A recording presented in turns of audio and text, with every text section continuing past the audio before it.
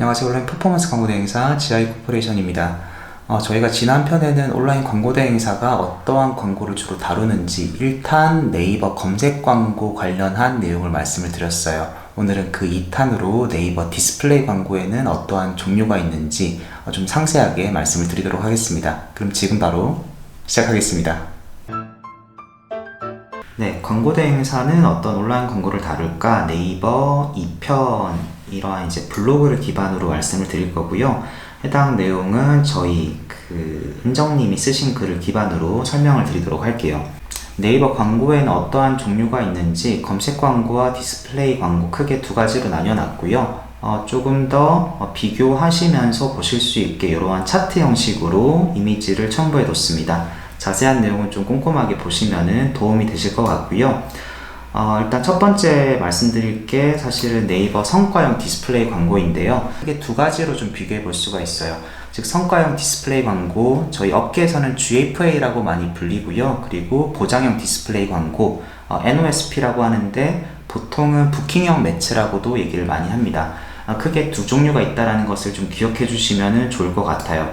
첫 번째 성과형 디스플레이 광고, 즉 GFA 광고의 첫 번째 매체는 스마트 채널이라고 볼 수가 있고요.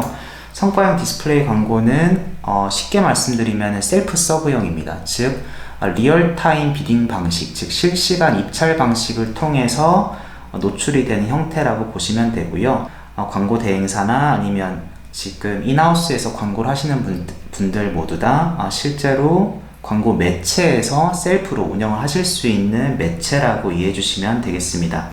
스마트 채널 같은 경우에는 지금 보시다시피 모바일 탭 상단에 노출이 되는 광고인데 아마 아시는 분은 아실 겁니다. 카카오의 비즈보드와 상당히 유사한 그러한 형태의 광고라고 보실 수 있고요. 마찬가지로 이런 오브젝트형이랑 이미지형을 같이 사용할 수가 있습니다. 보통은 홈 탭이나 뉴스 탭, 스포츠 탭 대부분의 탭 상단에 노출이 되고 있는 광고라고 이해해 주시면 되겠습니다. 네, 다음으로는 이제 이미지 배너라는 형태인데요. 사실 이미지 배너라고 불리기 전에 예전에는 GFA 메인, GFA 서브라고도 많이 불렸어요. 뉴스 탭이나 특정한 기사 지면 세부적으로 들어갔을 때 노출되는 배너는 보통 GFA 서브라고 불렸고요. 이런 식으로 탭 하단부에 바로 노출되는 이러한 형태의 이미지는 GFA 메인이라고 불렸습니다. 현재는 보시다시피 이러한 이미지 형태의 그런 광고 소재가 있고요. 또 하단부에 네이티브 배너라고 해서 이러한 이미지와 텍스트를 같이 혼용해서 쓸 수 있는 형태의 상품도 제공이 되고 있습니다.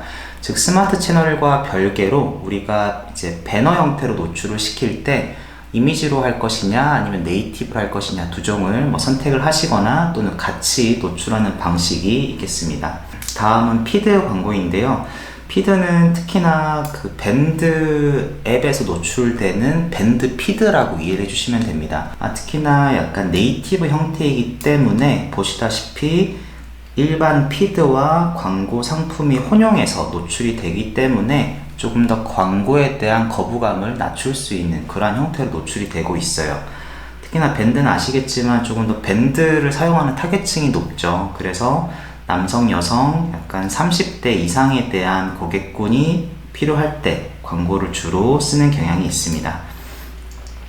다음은 영상 광고인데요. 이렇게 영상 소재가 있는 클라이언트께서는 보통 이러한 네이버 TV나 스포츠 등에 노출이 되는 형태로도 광고 상품을 조금 요청을 주시기도 해요.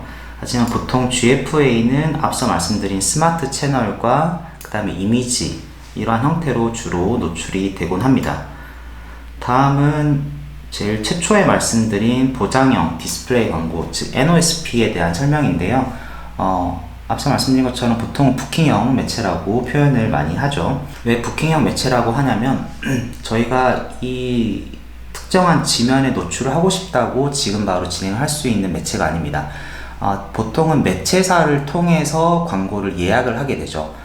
특정한 날짜와 특정한 시간대를 지정을 해서 진입을 하기 때문에 조금 더 광고를 하시기에 셀프로 진행하시기에는 당연히 쉽지 않은 매체고요. 매체사를 통해서 보통은 운영을 하게 됩니다. 첫 번째 말씀드릴 광고는 타임보드인데요. PC에서 아마 많이 보셨을 거예요. 제일 상단에 크게 가로형 배너를 보실 수가 있는데 보통 타임보드라고 하고 그 옆에 이렇게 노출이 되는 형태는 롤링보드라고 표현을 합니다. 예전에는 이 두 가지 매체를 합쳐서 커플보드라고도 많이 불렸어요. 타임보드의 경우에는 보통 시간당 한 2,000에서 4,000만 원까지 부킹을 해야지만 진입을 할 수 있기 때문에 굉장히 단가가 높은 상품이죠. 그렇기 때문에 보통 게임을 최초에 런칭을 한다거나 아니면 브랜드에서 특별한 이벤트를 한다고 했을 때 보통 진입하는 그러한 상품이 되겠습니다. 다음은 모바일에서 보실 수 있는 스페셜 DA 광고입니다. 마찬가지로 2시간 단위로 부킹을 해야 하는 그러한 광고이고요. 마찬가지로 1,000만원대에서 약 3,000만원대까지 부킹을 해야지만 진입을 할 수 있는 광고 상품입니다. 하지만 이렇게 비용을 많이 들이기 때문에 그 특정 시간대에는 해당 광고들만 노출이 되어서 조금 더 이제 브랜딩을 알리거나 또는 제품을 알릴 때 효과적인 그런 상품이라고 볼 수가 있겠죠. 다음 리치 미디어 배너인데요. 앞서 말씀드린 상품보다는 비교적 최근에 나온 상품이라고 볼 수가 있습니다. 특히나 이러한 타임보드 형태에서 갑자기 이러한 영상으로 확대가 된다거나 또는 앞서 말씀드린 스페셜 D 부분에서 영상으로 확대가 되는 등 조금 더 크리에이티브가 필요한 그러한 매체에서 주로 사용을 하게 되고요. 당연히 타임보드와 스페셜 D 기본적인 이미지 형태보다는 단가가 조금 더 비싸겠죠. 마찬가지로 동영상 또한 인스트림 형태 아니면은 생중계 패키지 이러한 형태로 나뉘어서 부킹을 하실 수가 있습니다. 오늘은 네이버 디스플레이 광고에 대해서 특히 말씀드렸고 약 두 종류가 있다고 말씀드렸죠. 셀프 서브형 매체인 GFA 그리고 이제 부킹을 해야지만 광고를 운영할 수 있는 NOSP에 대해서 말씀드렸습니다. GFA 같은 경우에는 성과형 디스플레이 광고 시스템에서 운영을 할 수가 있고요. 부킹형 매체는 이전에 말씀드린 것처럼 특히나 매체사를 통해서 진행이 가능합니다. 관련해서 궁금하신 부분이 있으시면 편하게 댓글로 문의 주시고요. 앞으로도 더 좋은 콘텐츠로 찾아뵙도록 하겠습니다. 감사합니다.